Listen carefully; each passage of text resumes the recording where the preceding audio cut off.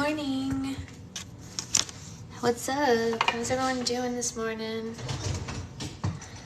Y'all ready for some book stuff? Everybody good? Everybody happy? Everybody feeling like they want to read a book?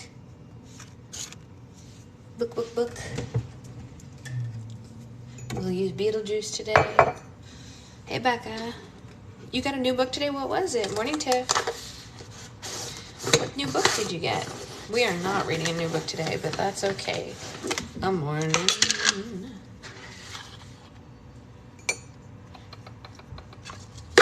I don't know if this collagen is really doing anything, but my nails are quite a bit stronger than they were. So, you know, maybe it's doing something. Morning. Coraline in the House of Shadow. Whoa. Oh, this needs to be emptied. Hold on. Oh man, I'm making a mess. I need to empty this so that there's space before we get cloggity clogged. It's a horror book. Whoa. You're sick, Becca? That's not good. Is it just you or is it all the kids? I know they were all home yesterday. Are they all home again today? I guess you might as well. It's Friday, right? What is happening? Okay, fine. We're fine. Everything's fine, you guys. It's from the kids. A gift, if you will. A gift, much like the life you gave them.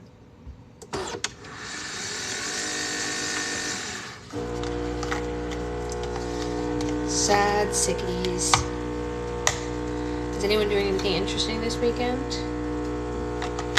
Anybody doing anything interesting? Most of it is... Oh, that's terrible. That's not a gift from the kids. That's the opposite. They didn't do that. They didn't do that part. Poor little nuggets. Clean up your tree. Yeah! We're gonna go buy a tree this weekend too, after the patron event on Saturday.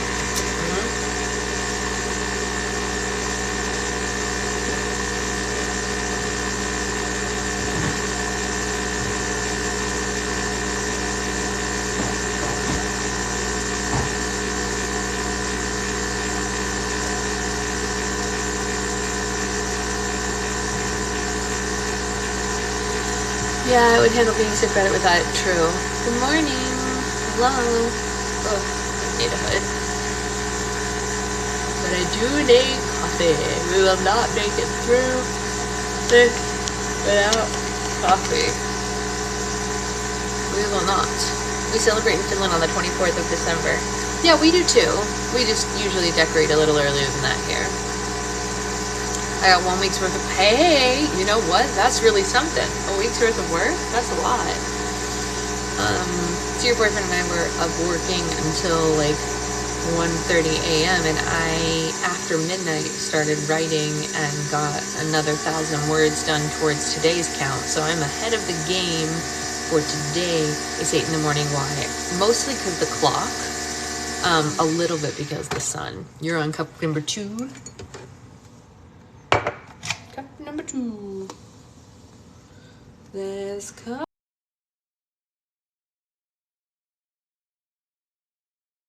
Same spam number will not stop calling me.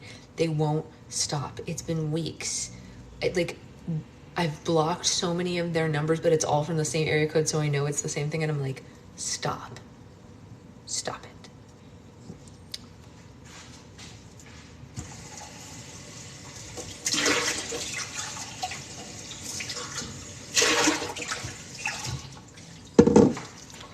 I was up until 3 doing work, but I think it's since we have class at 9:30. Yeah, I stopped at Starbucks for a white chocolate peppermint mocha because Christmas. It's true. It's true.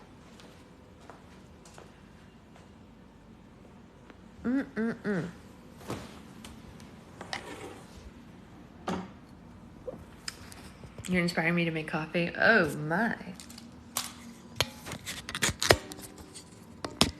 I also love the mug. Thank you so much. It was a gift from my goddaughter. She is a gem. She is a fun, sweet, lovable girl. I'd probably love her even if she wasn't, but I'm lucky that she is. You're sick? Oh, lots of people are sick right now. Coffee. I feel that, Persona System. I've got so much that I have to get done. Deborah wants to go to Liverpool after work, ma'am. I've had the kids for days. You're like, don't you dare. Yeah, that sounds not great. This weekend, I am going to, I was invited to come to something called Creator Fest for Patreon. And tonight they're hosting a dinner for people that they like work with, I guess, which they did since they bought a bunch of my slime and I was in their photo shoot thing. So I'm going to their dinner with Secret Boyfriend tonight. And then tomorrow we're going to this Creator Fest thing. And then Sunday, well, and then hopefully after the Creator Fest thing, we'll get our Christmas tree. And then Sunday, I'm going to go have brunch with Arbitrary Canary and her husband and Secret Boyfriend.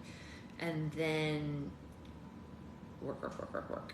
You don't have milk? Oh, no. No good.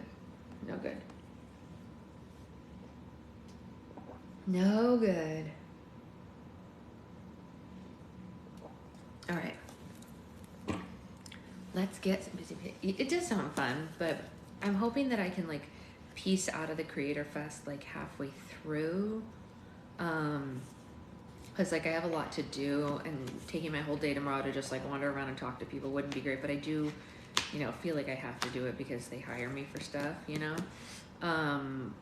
but I am thinking about bringing some stickers and some like mini slimes in case anybody is, hiring for other things like the big Patreon thing, because that big Patreon order is a huge part of what's provided me with the funds to be able to write this month. So, morning, Amanda. So I'm hoping that more things like that can come along so that I can, do that. You just found an ice pack in your bed. Oh, no. Hopefully it's not so melty. All right. We are on chapter 14, which I think will pretty much get us to the halfway point. I don't know. We'll see. Let's get reading because we got a lot to do today, friends. Let's do it. Chapter 14, Trouble on the Yellow Brick Road. The Tin Woodsman guided his new acquaintances through the Ozian forest, and they found the magnificent yellow brick road winding through the heart of the woods. Even against all the effervescent colors in the land of Oz, the bright and majestic road stood out. Alex began skipping as soon as her feet touched it. She couldn't help herself. When in Rome, she told her brother before he could tease her. As they traveled down the most famous path in literature, the land changed drastically around them. The landscape of Oz was even more diverse than the fairy tale world. With every turn, the yellow brick road curved into a different terrain. One minute, they were in a thick forest. The next, a wide open field. They crossed over streams and rivers, ponds and lakes, farmlands and little villages, only to end up in another forest. Mother Goose found that continuous changing landscape very entertaining. Even she had never been someplace this unpredictable. "This place is a hoot," she said. "It's more random than your mood swings, Lesta." "Squaw?" the bird replied as if to say, "How dare you?" Jack and Goldilocks kept a watchful eye on everything they passed. They had never been someplace they had such little knowledge about. They wanted to be prepared at all times, but didn't have the slightest clue what to be prepared for. Red was more interested in the Tin Woodsman than the scenery. No matter how long she studied him, she couldn't figure out how he worked. She was half expecting to find an on switch sticking out of his back. "Have you always been a woodsman?" she asked. "Oh, yes," he answered. "My father was a woodsman before me and his father before him." "Were you made of tin or is your...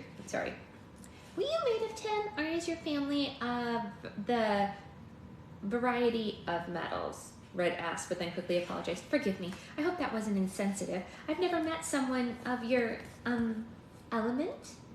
"Nope. I'm the only one made of tin," the Tin Woodsman said. "But I was a real man once." "Oh, so it's a curse," Red said. "I'm very familiar with curses. My fiancé was cursed to look like a frog, or at least he was my fiancé once upon a time. I'm not sure what to consider him now." "It wasn't a curse, but the result of a spell," the Tin Woodsman said. "A fell in love with a beautiful Munchkin girl who agreed to marry me, but she lived with a mean old woman who didn't want to live alone, so she bribed the Wicked Witch of the East to hurt me. She cast a spell on my axe, causing it to slip out of my hand and cut off my limbs one at a time, eventually severing my head and splitting open my body. A local tinsmith rebuilt me one appendage at a time until I was entirely made of tin. Red was very disturbed by this ghastly story.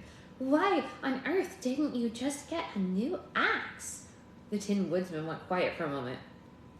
I never thought about it, he said. Then whatever happened to the Munchkin girl you were going to marry? Red asked. I don't know, he said. The body the tinsman built was hollow. I never had a heart to miss her, so I forgot all about her. I suppose she still lives with that mean old woman. Trust me, you're better off without a heart, Red said. I speak from experience. Not having a heart means you'll never have to worry about heartbreak. And believe me, it's awful. But living without a heart means you cannot feel at all, the Tin Woodsman said. It may spare you from grief or loneliness or misery or longing or fear, but you also do not enjoy or laugh or excite or love. And one who cannot love is just an object. Red scrunched her forehead. But if you can't long for anything, how do you know you want a heart? She asked. And if you don't fear, then why were you so scared when the barn landed on you? The Tin Woodsman went quiet again. He didn't have an answer, but Red was making him think. Connor cleared his throat. Excuse me, Mr. Woodsman, he said and pulled Red aside to where the Tin Woodsman couldn't hear them. Red, what are you doing? You need to shut up. Why? This man clearly has a heart and he just doesn't realize it, she said. Obviously, Connor said, but he's not supposed to learn that lesson until the end of the story. If he learns it now, we're going to lose our guide. Red crossed her arms and tried to be silent. The yellow brick road took the traveling party through a few obstacles, but nothing they couldn't handle. At one point, the road disappeared into a deep ditch, but the Tin Woodsman chopped down a tree and they used it as a bridge. They also came to a stop where there was no bridge to connect them to the yellow brick road on the other side of a wild river. Lester acted as a boat and transported each of them across the water one at a time. He squawked loudly when it was the Tin Woodsman's turn, as it was difficult to stay afloat with a heavy man on his back.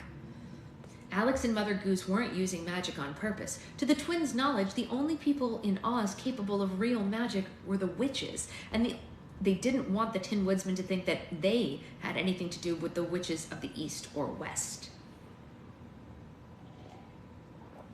All in all, their journey was rather easy compared to how they'd arrived in Oz. Jack and Goldilocks started to relax little by little, but the effortlessness only worried the twins. It was too easy. I remember Oz being a lot more dangerous than this, Connor told his sister. Yeah, me too, Alex said. Remember there were all kinds of scary plants and animals? Maybe we're missing them all. The twins nodded, but they knew that they were never that lucky. In the next few miles, the yellow brick road would prove just that. What was that? Goldilocks said and stopped in her tracks. What did you see? Jack asked. It was a big shadow, she asked. It ran through the trees, just to my right. Red screamed, I saw something too, there, in the trees to my left. The Tin Woodsman gripped his axe with both hands, inspiring Jack and Goldilocks to retrieve their own weapons. Alex and Mother Goose shared a look. They would use magic if they had to. The shadows moved quickly from tree to tree in the forest, but never in the same place twice. Something, or several somethings from the looks of it, was hunting them. What are they? Connor asked.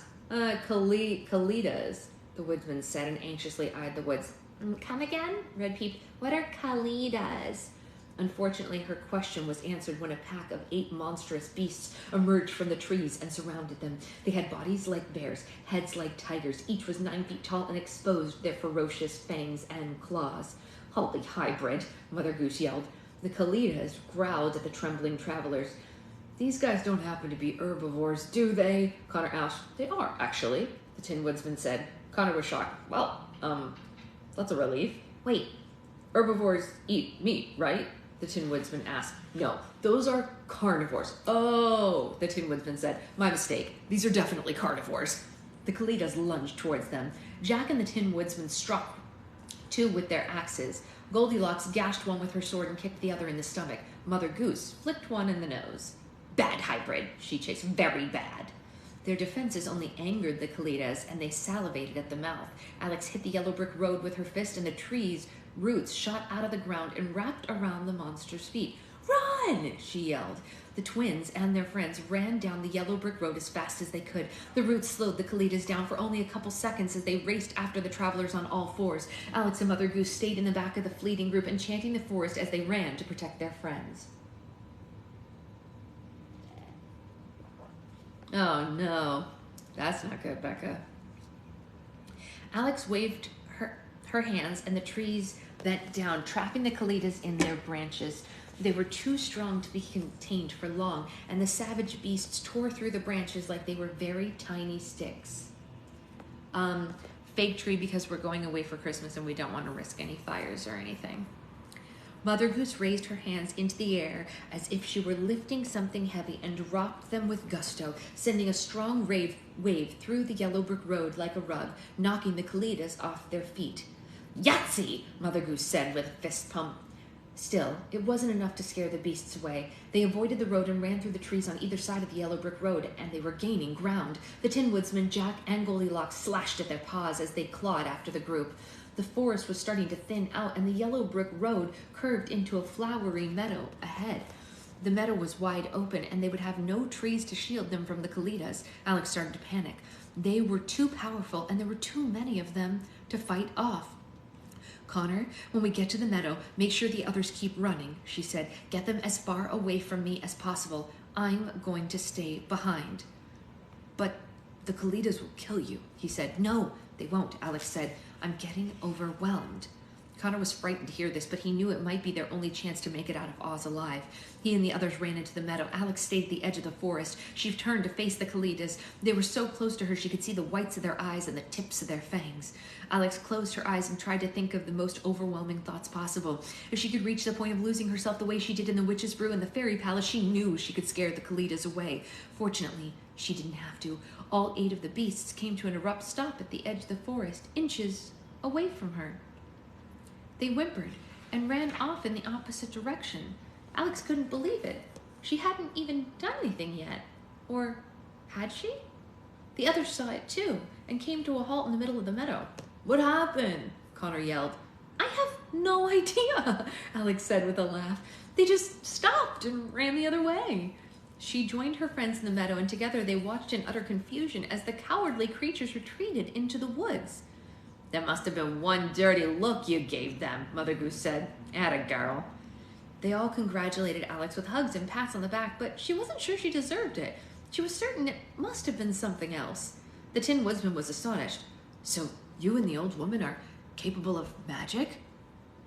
"Who are you calling old, Rusty?" Mother Goose snapped at him.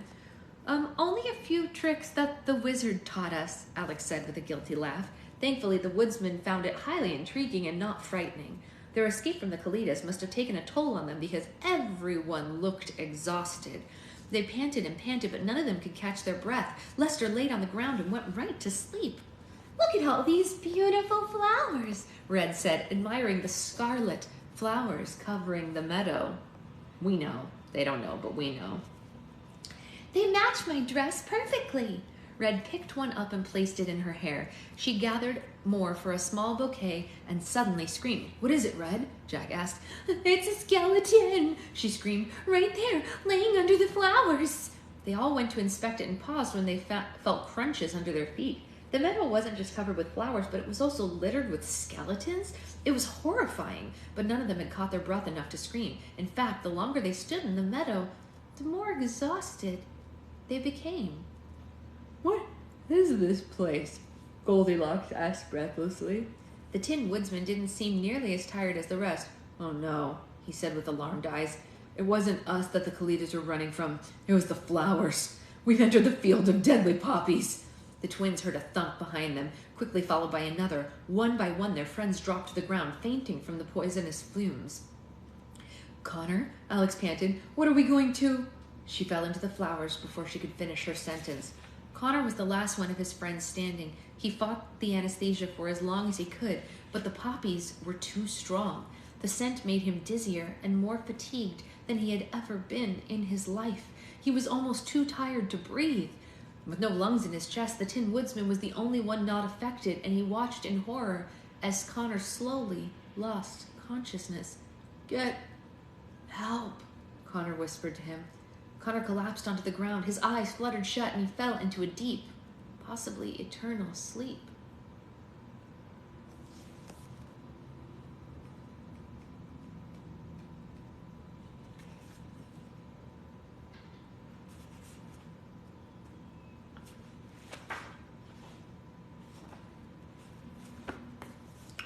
No good.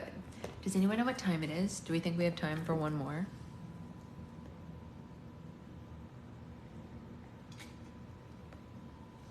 I don't have my watch on.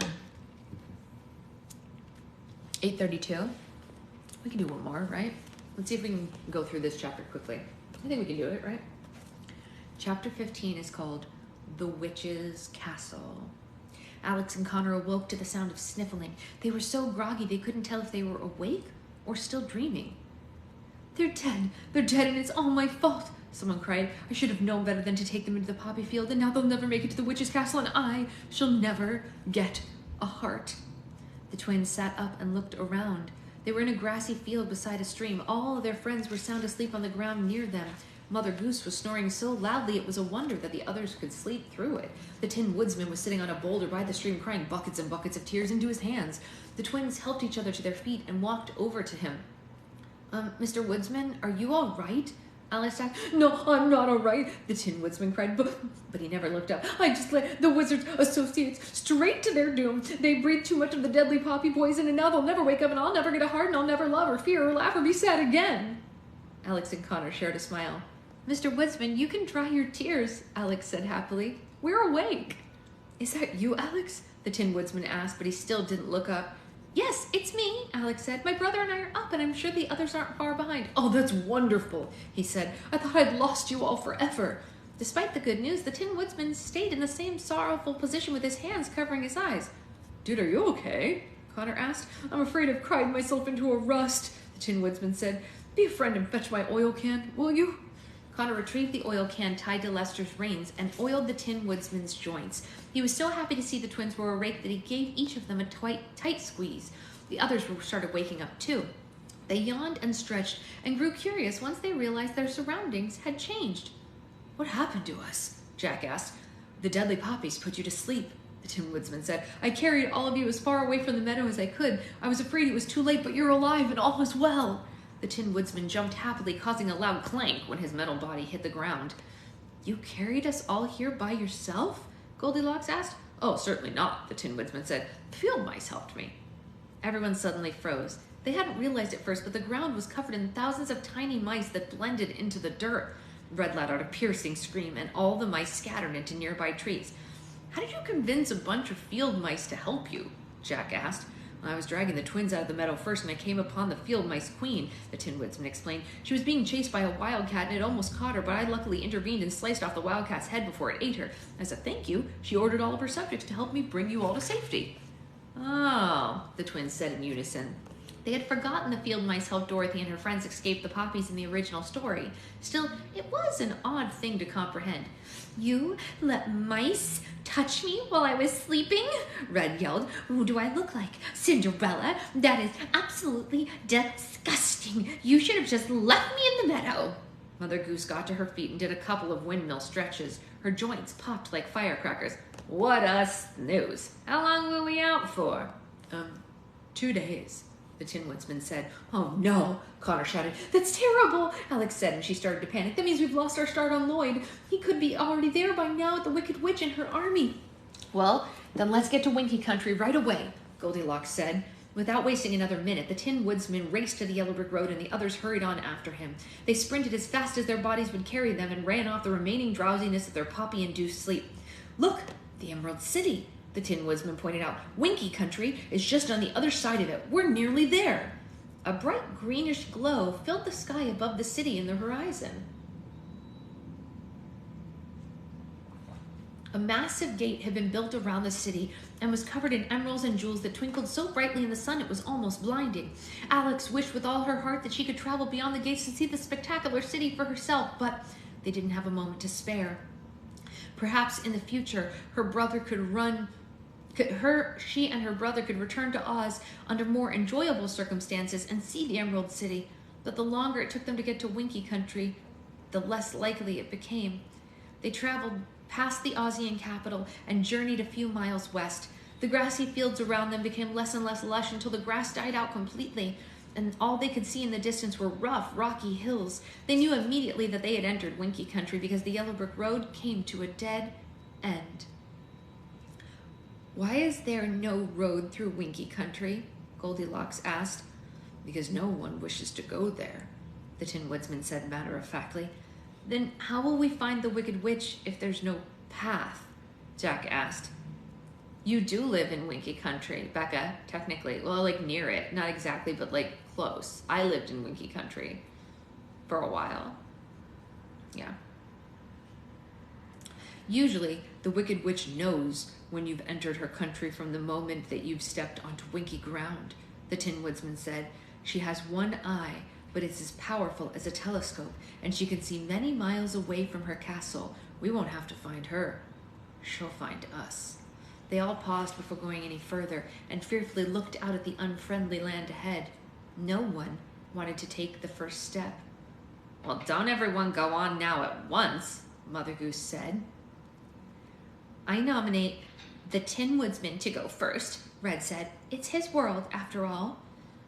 "Well, we can't lose our guide," Jack said. "Then I'll go first," Alex said, "but no one's going into Winky Country unarmed." She snapped her fingers and buckets of water appeared in their hands and Lester's beak. Her friends looked down at them curiously. "What are these for?" Goldilocks asked.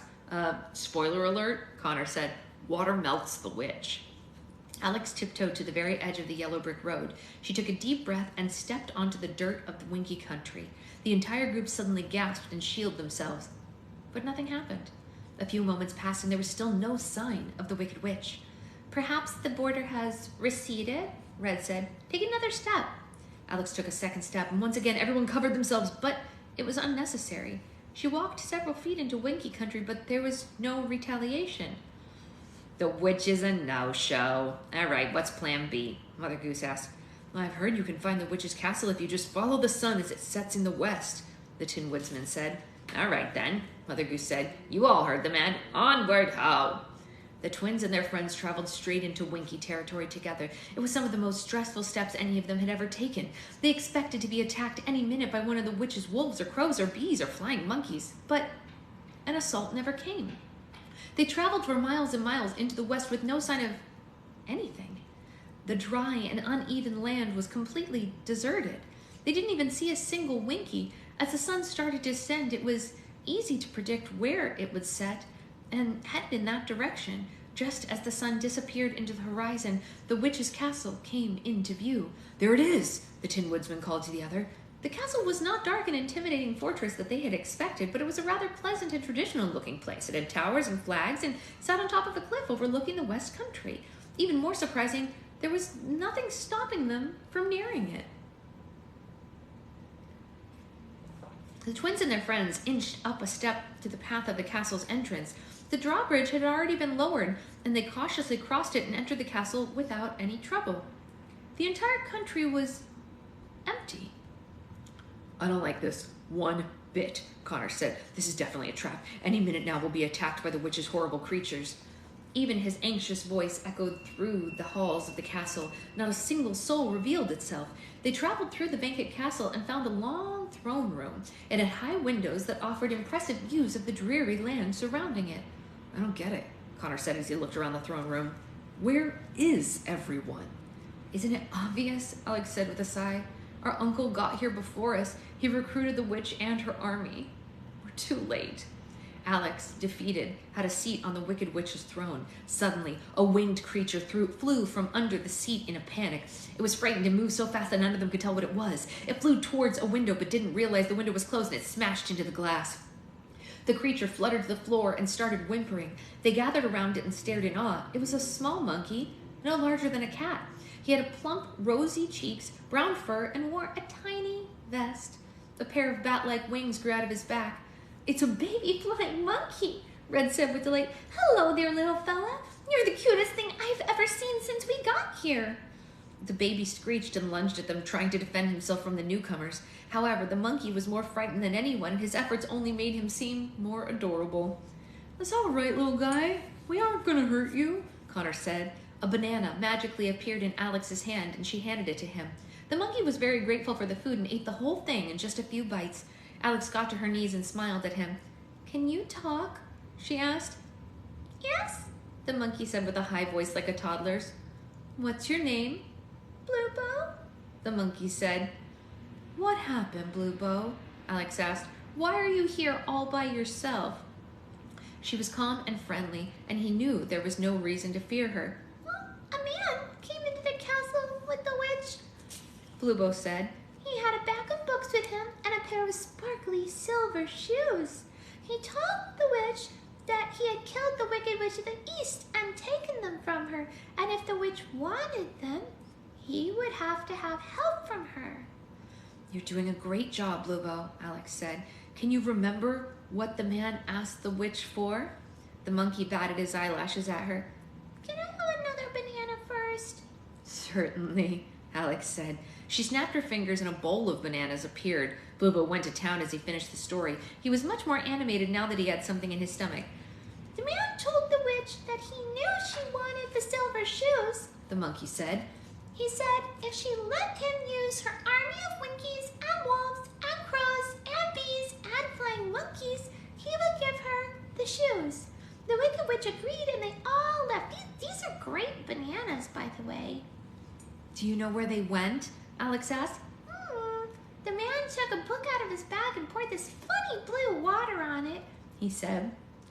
"The book magically lit up, and all the winkies and wolves and crows and bees and flying monkeys and the Wicked Witch followed the man inside." The twins looked at their friends with worried eyes. This was exactly what they'd feared. "Why did you stay behind?" Connor asked. "The Wicked Witch wears a golden cap that controls the flying monkeys," Bluebow said. "But I'm young, and the cap has no control over me. I stayed behind, but my family was forced to go against their will. I hope they'll be all right." "Did they leave the book behind?" Alex asked. "The man had the Wicked Witch order me to throw it off the castle's balcony when they were gone," he said. "The man said that he had to get rid of it because others would be looking for it." "Why is Lloyd discarding the books he's traveling into?" Jack asked. "Your grandmother said the books are the only way in and out of each story." "He saw us in Kansas during the cyclone," Connor said. "He knows we're following him into the stories. He must have another way home if he's getting rid of books." "But how is that possible?" Goldilocks asked. They all fell silent for a moment as they each thought about it. What else could the twins' uncles had that would allow him access to the fairy tale world? "I know," Red said. "Charlie had a book called A Treasury of Fairy Tales. It's in his library. It has all of our stories inside of it, although I personally didn't care for the illustrations of me, but I bet he's going to use the portal potion to get back to our world." This gave their uncle an even greater advantage. He could move freely between worlds rather than following the rules of the potion like the twins and their friends were forced to. Connor went to the nearest window and searched for the balcony. "We gotta find the book," he said. "That might take us forever." "No, it won't," Bluebow said. "Like I said, the golden cap doesn't work on me, so I didn't have to follow the witch's orders. I hid the book inside instead." "Where?" Alex asked. "May we see it?" The monkey thought it over. "If I give it to you, will you defeat the Wicked Witch and free my family from her?" He looked up at them with large, desperate eyes. The twins couldn't promise him anything, but they needed the book desperately. "We can promise to try," Alex said. "There are a lot of people we're hoping to save by going after this man. A lot of families just like yours that we'll be helping." Bluebow looked back and forth between them. He reached into his vest and pulled out a small book with a green cover. He handed it to Alex and she read the title. Her eyes grew wide. "Peter Pan," she told the others. "He's going to Neverland next." "What's Neverland?" Goldilocks asked. "Well, Captain Hook and the pirates are in Neverland," Connor said with a heavy heart. The others didn't have to ask the twins any question to know this made the situation from bad to worse. "Well, let's go after them," Jack said. "We won't solve anything by sitting here in this castle." They huddled together and formed the next phase of their plan. Since we don't have an alternative way home like our uncle, we'll need to stay in Oz. Someone will need to stay in Oz and keep an eye on the Wonderful Wizard of Oz book and the Peter Pan book that we travel into, Connor said.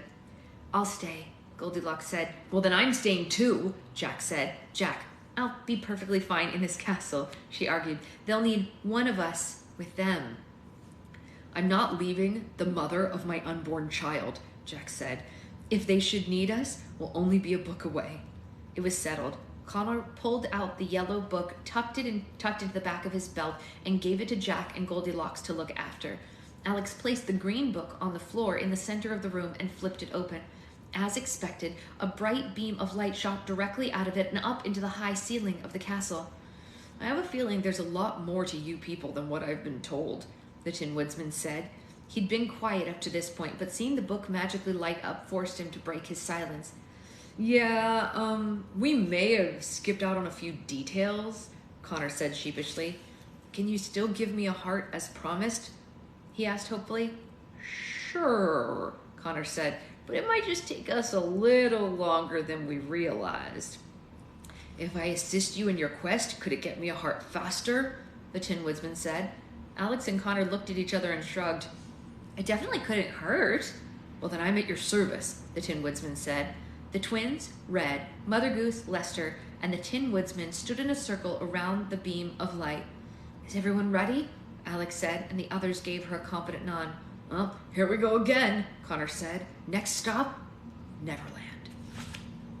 Dun, dun, dun.